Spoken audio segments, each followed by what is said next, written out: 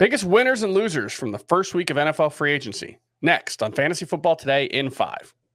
Welcome to FFT in 5. I'm Chris Towers here with Adam Azer. And before we get to the biggest winners and losers, I think we're going to have one among the transactions that we saw this weekend. And I think the biggest news from this weekend, Brandin Cooks traded to the Cowboys. The Texans got a 2023 fifth rounder and a 2024 sixth rounder.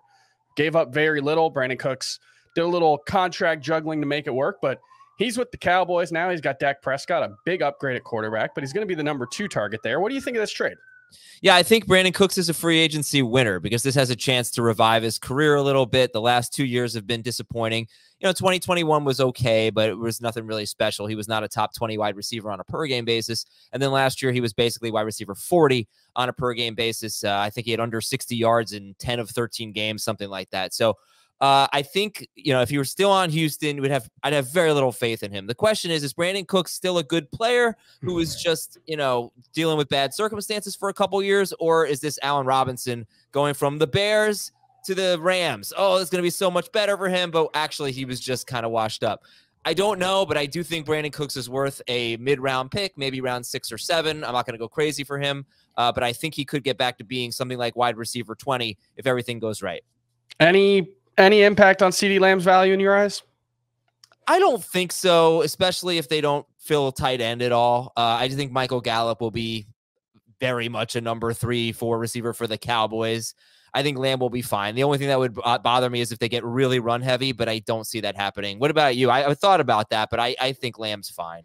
Yeah, I don't think it's going to change it much. Like, the concern I have, I guess, would be like maybe with Mike McCarthy taking over as the play caller for the Cowboys instead of Kellen Moore, maybe they'll be a little less pass heavy than they've been, and maybe they'll spread the ball a little, but no Dalton Schultz. I think it's going to be a situation where CeeDee Lamb's still going to get 130 plus targets, and he's been efficient enough in his career that I think he's going to be, probably more like a fringe wide receiver one than like a no doubt about it elite guy, but I think he'll still be very, very good.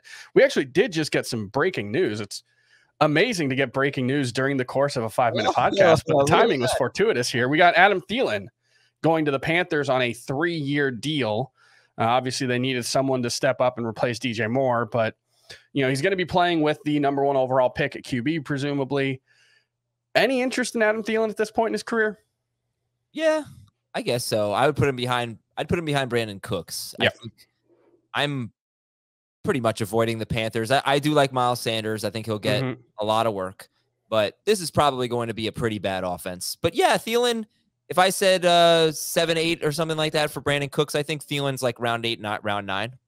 Yeah, I think that's fine. You take him as like your wide receiver 4 matchup guy. Maybe he, gets back to finding the end zone, although with a rookie quarterback, they typically don't throw for many touchdowns. So I think it's unlikely he's like an every week starter, but can still have some value as a bench piece for you. Let's move on to the winners and losers. We did have a couple of other moves that I think we could fold into that, but Mike Gesicki to the Patriots, I think he's a loser as a result of this. We saw Hunter Henry and Jonnu Smith get traded there a couple of years ago, and it was just a total bust for both of them. I don't think there's much value in that offense anyway. And then Deontay Foreman to the Bears. Do you think Khalil Herbert looked like a winner early on in free agency when the Bears didn't add anybody, but with Deontay Foreman there, where does he fall? So I think he was a winner when they didn't re-sign Montgomery, but then he's less of a winner now, as you were saying. But I think overall, Khalil Herbert's still a winner because Deontay Foreman is certainly not a 3-down back. So you got nobody for 3rd down, maybe right now. We'll see if they add somebody.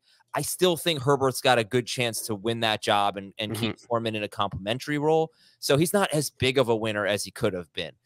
Jamie was talking about maybe Khalil Herbert being a round 2 or 3 pick, and I totally get it if they hadn't signed Deontay Foreman. They didn't do anything, right? But now I think you're looking more like a round 5 pick, and let's see what they're saying. But small deal for Foreman. Herbert, I think, is the younger, fresher future. And I think he's good. So I think he can win that job and get most of the work. And it's going to be a good rushing offense. They should have a lot of opportunities there. So I think it's value up from where he was last year for sure. Probably value down from, 48 hours ago when we're recording this. But I do have Justin Fields as a winner with the addition of DJ Moore. I think DJ Moore is Me and Heath Cummings, we love DJ Moore. We're big fans of his skill set. I think he's one of the most talented wide receivers in the NFL. He can fill all kinds of roles, and I think that's exactly what Chicago needed. He's someone who can stretch the field or move the chains. I really love that addition. I'm not saying it's going to be like Stephon Diggs for Josh Allen, but it's in the same direction. I think Justin Fields is going to take a step forward as a passer this year. You got any other winners? Tony Pollard is the obvious winner, I think. If you wanted something until the draft, we'll see. Either way, I think he's proven himself to the point where he deserves work. If they're using the franchise tag on him and spending $10 million on a running back, he's going to be treated like the #1 running back. So he's a winner. And this guy, we kind of agree, is not a winner or a loser, but I think it's worth talking about Darren Waller because he was maybe the biggest name on the move for free agents, he and more. I think it's neutral, but I think the move to the Giants gives him a higher a higher ceiling, but a lower floor. With Garoppolo, I feel like he would have been just kind of, fine, tight end 5, something like that. I think he's got a chance to be really good with the Giants or pretty bad with the Giants. Yep. Yeah, I could see him getting back to 1,100 yards. I could see like 50 catches for 700 yards, Yeah. Like, I think there's that kind of range. What about a loser? I think there's one obvious one that we've seen based on the signings so far. What do you think? Juju's a loser to me just because he has very little upside on the Patriots. I think the best case scenario is something like wide receiver 24.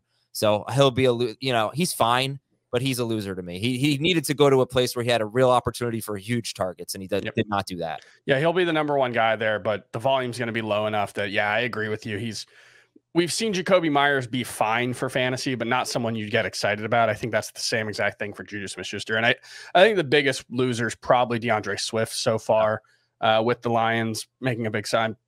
Completely blanked on who they signed. If you want to, David Montgomery. That was the one. A 3-down skill set, if not a 3-down, player in this offense. But clearly, DeAndre Swift's still going to be in a timeshare, and it's possible that he starts losing 3rd down snaps, which was really the only thing he had going for him last year in this offense. If David Montgomery's getting a lot of the goal line work and some of the 3rd down work, I think neither one of them might be a starter. But I might prefer David Montgomery at this point. We got to wait and see what they say and what we see. It is, he's obviously a loser, especially from a dynasty standpoint. It just says to me they don't trust DeAndre Swift to be a workhorse. All right, and that's going to do it for FFT and 5. We'll be back tomorrow to talk some more prospects with Emory Hunt and more free agency stuff the rest of the week. We'll see you then.